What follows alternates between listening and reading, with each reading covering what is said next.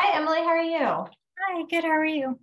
Good. Thank you so much for rescheduling. I ended up going out of town last minute and was just like not my element. Yeah, no, I get it, definitely. How are you doing? Good, how are you? Sorry.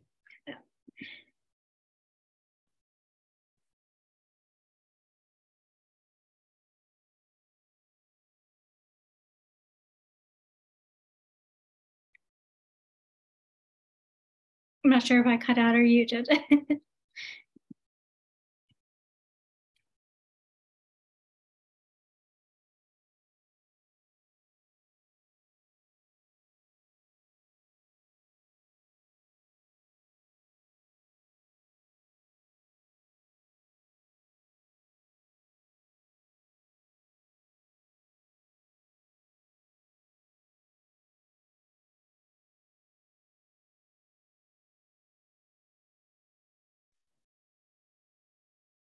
Emily, are you still there?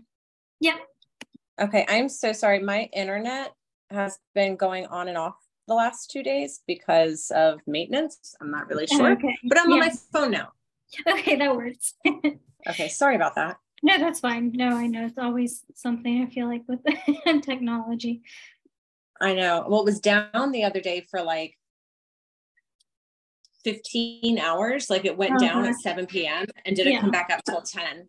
And I was on with them. It's like, can you guys tell me what's going on, or when can we expect it to come back on? And they're like, we don't really know. I'm like, well, thank you. That's not helpful. That really. Hopefully it doesn't have an issue again, but let me see. I'm not sure if do you mind if I record this? I'm not sure if yours is still, I know you had started recording it, but. Mine is recording. Yep. Okay. I see the little. Okay, I wasn't sure. Cool. So I guess like just for people who don't know, could you kind of like describe a bit of like your background and kind of how you created River City Virtual Assistants? Sure. So my background was in the legal and insurance field. In 2019, I left my job. I was incredibly burnt out. It was a really hard industry to be in.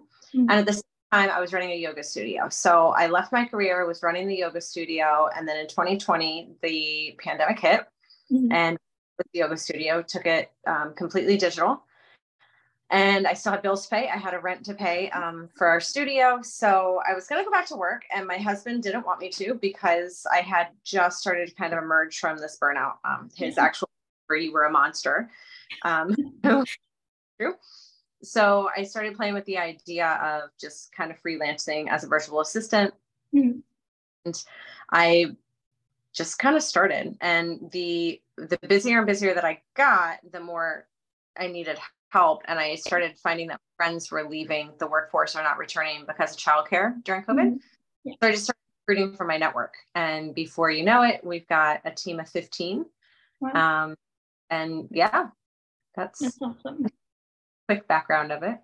Yeah, no, and that's definitely like a good time, I think, to kind of like take a risk, even though, like you said, it was during COVID and everything. It sounds like it was kind of a good time to do that. Yeah, and having a virtual business and being like stuck inside for a year was my ideal situation because I'm an introvert. So it kind of worked out perfectly for me. Yeah. So like, what are some things that VAs commonly help with, or that you're often kind of asked to do? So we do a lot of, it's just admin, right? So people need help with their email management, their calendar management, their CRM management. They need help running their processes and operations. So operation kind of management, social media, taking their content, spreading it across different channels, organized, keeping their content calendar up to date, doing email outreaches. So working on their email newsletter or their nurture sequences, keeping those up to date. Then we do a lot of course building. So building courses in learning management systems like Kajabi. We work with a lot of coaches. They tend to have a lot of courses out there. Yeah. And so I guess and we work mostly with authors, but if you're an author or even just someone who wants to hire a VA, how can you find someone who will kind of meet your needs, especially like if you're not totally sure what those needs are? Yeah, I suggest working with somebody who's going to come up with a strategy. So we have a partner to work with, and she will sit down and say, these are your goals. This is the strategy. This is the kind of content that you want to push out. And then you take that strategy to your virtual assistant and say, can you help me do these things? You want to make sure that your virtual assistant can work on the softwares that you're working on. And if they, because we can't learn everything out there, at least, do they have a resource that can help them with it if they come upon a snag, or their team backing them up, or are they just willing to take the time on their own to learn those systems? So you want to make sure that they know what you need done and how to do it. And I think that's smart to have someone who can kind of, like you said, create those goals if you're not even sure where to start. We talk to, we'll talk to a lot of coaches and a lot of authors. It's funny because they're very similar. Coaches will use a book to kind of launch their coaching program, and they don't really know the next steps. They've self-published their book. They have it out there. They don't know what to do next. They don't know what they can do next. So strategist can kind of be, these are the things you can do. We've seen authors promote their books with Facebook ads, and get a huge following. And then authors promote their books just within their own networks, right? Like if they've recently left the corporate world and they have a huge network, they can promote it there. So just looking at the resources they have to promote it and coming up with a strategy of how to use those the best possible. And is marketing kind of one of the base things that authors typically are asking help with, or is it also like throughout the writing or publishing process, or a bit of everything? It's a little bit of everything. We see a little bit of research. We wouldn't do any editing. That's completely out of our realm, but that marketing assistance, so just that marketing support, have somebody keep their Facebook updated or keep emails updated, and even a little bit of client care, right? Like if you're, if you're reaching out to podcasters and you want to be on you need somebody to answer those emails and be able to get you scheduled for things. If you have a sequence that's going out and you're doing a free promotion, right? Like if you leave a review, you get something, or have a free intro book, right? Like maybe a couple chapters, and people have questions about that. You want somebody to be able to answer those. So a lot of times authors it's not their full-time job, right? It's kind of their passion project. So they're not always plugged into their email. And I think that's so helpful, because I know with so many authors we work with, like they're really excited about it, but it's a little overwhelming or intimidating at first. And I know that marketing is such a big part of, getting your book out there and like into people's hands, but it can be a little scary, especially if you're someone who I think is more focused or experienced with the writing side of things. And then you're like, I don't know what to do. So it's definitely, Yeah, absolutely. And we like to kind of work as partners, right? So up with some ideas, maybe there's some things outside of the box that they didn't think of, like posting on a certain Facebook group, or, getting involved with specific organizations. So we like, give ideas where we can give ideas as well. I think that's awesome. And are there any things that VAs typically like won't do or can't do that are kind of outside of their scope that I guess authors should kind of be aware of? Yeah, so that strategy aspect, you really want to work with somebody who is a strategist and they have that kind of higher level. We don't do any creation, so we wouldn't do any copywriting. We'll create graphics and stuff if you need graphics, but nothing, not graphic design, just more like graphic to your email or onto your or whatever. So it's just higher level things that we wouldn't do. And is there like a certain amount of time that contracts typically last, or that they are required to last with a VA typically? For us, no. if you're not happy with the contract, we let you end the contract. And we do enter into contracts knowing that it's going to end at one point, right? Like there's going to be a launch date and then there's going to be no more work to do, or the hours will scale back significantly, which is fine because there's usually launch and then there's still that like the after part, the customer care. But no, there is not a specific amount of time that they would last. We have been with us. One of my first clients is an author and he's been with me for almost 3 years. Oh, wow. That's awesome. He's doing a second book. So, he kind of went away he didn't go away. He just, like on while he was finishing a second book. And then he told me as the second book was coming up, he said, let's do it all again for the second one. Yeah, no, but that's nice to be able to kind of pick back up where you were and go through the process. And once you know someone, especially, to be able to kind of have that familiarity and be like, all right, this is kind of what I want. And like, you don't have to start all over again. Right, exactly. And all the building blocks are already in place. It's the same plan, just second time around with the second book. Yeah, no, I think that's really helpful to have. And that a lot of, again, authors, I think that, like I said, the marketing component is so a little intimidating. I think that it's nice to have it's a big comfort for people to know that, okay, someone else can help walk me through that, and that, you have experience doing that, and that it doesn't end at your launch date. It continues after. Right. Yeah.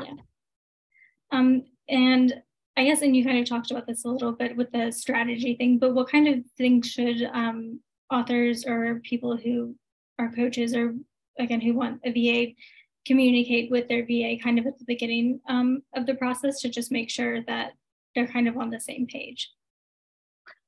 So boundaries are really important in all relationships that we have. Yeah. So we believe in boundaries. So just understanding each other's time boundaries. And setting priorities. So, this is top priority, this is lower priority. Communication. So being able to say, in a kind way, like, this wasn't done correctly. How about we look at like this? That's really important. Just kind of, that relationship building at the beginning is really important because you learn all those things. You learn boundaries, you learn communication. That's kind of our first step, is really like building the relationship with someone. Yeah, no, and I think that's really important to have that level of trust kind of throughout the process, I'm sure. We know the trust is going to be there right away, so it does have to be built. Yeah, no, and that makes sense. And I think that, I'm sure, makes it a healthier relationship too, and having those boundaries, so that way it's not like midnight and you're like, I need help with this, and you feel obligated to respond. Right. And also, setting realistic expectations. And once you have and the communication in place, the client says, I need this by tomorrow. We can be able to, say that's not realistic. We need a couple more days to get it done, and just being realistic about that. So realistic expectations, I think, on both sides. Yeah, definitely. And are there any, I guess, like maybe misconceptions about like VAs, or anything that like you think that authors or writers like should maybe know about VAs, or the process of getting one that we kind of haven't talked about yet? Misconception wise, I think that VAs can be seen as kind of just like a basic admin, right? Like just a task person, someone who's just going to check off the boxes and do the next thing. And I think that you want to consider your VA more of a partner. And that's something when you find a VA and you start talking to them and interviewing them, asking them, do you have any ideas about this? How would you do this? How have you, or to see if they can be at that proactive level, and more than just a task rabbit. Yeah, no. And I think, and I'm sure you've kind of seen that your clients like tend to be more successful with, their programs or books or things like that when they have a little more of a plan and things like that. Yeah. And the relationship is more successful the more that the client can share and kind of integrate into their culture. We always say, like, we want to know your business goals, because if you know your goals, we can help you reach them. So just kind of being about where you are and where you're going. Yeah, no, and I think it's such a collaborative thing too, I'm sure, because like you said, you're involved in so much that you kind of need to know, yeah, like where do you want to go, or where, you know, what your goals are in order to be as helpful as possible. Yeah. Yep. And so where can people find you, or to just like get in touch, or your website, if you could share? At rivercity-va.com. I'm on LinkedIn, Katie Santoro, so you can contact me there. But the website, you can hop on and schedule just a call with me if you want to talk. And interested in becoming a VA, we also have an application there. Oh, cool. Awesome. Great. Well, thank you. Yeah. Was it? Yeah, mostly it. And do you go by Katie or Kathleen? I go by Katie. Okay, yeah, I just wanted to double check. Yeah, it's interchangeable, but there's Kathleen on some documents, and yeah. Well, thank you. Yeah, it was awesome. I think it's so interesting to learn about just how many different aspects like that a VA can help in, because like you said, I think a lot of people think just about admin type things, and it can go like so far beyond that and really help take a lot of stress away from the process. Yeah, absolutely. Yeah. Yep. That's what we're here for. Yeah, no, thank you. But yeah, thank you for your time. I appreciate it. And let me know if you have any follow-up questions. Yeah, I will, definitely. Thank you. Thanks, Emily. Have a good day. Thanks, you too. Bye-bye.